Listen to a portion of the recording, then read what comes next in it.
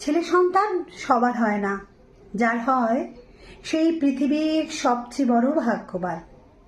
যেমন আপনার হয়নি নিশ্চয়, ছেলের জায়গায় আপনার মেয়ে হয়েছে, তাই না?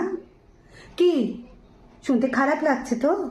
হ্যাঁ, খারাপ লাগার জন্যই বলছি, কারণ ছেলে বা মেয়ে সন্তান যেটাই হোক না কেন, যাদের সন্তান হয় তারাই ভাগ্যবান।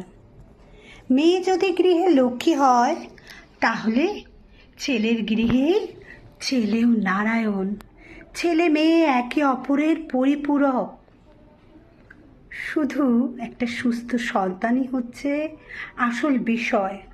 আর যারা মূলত মেয়ে হয়েছে বলে হীনমন্যতায় ভুগে থাকেন, ঠিক সেসব মানুষই কন্যা সন্তানদের আলাদা গোত্রে মনে করে পোস্ট করে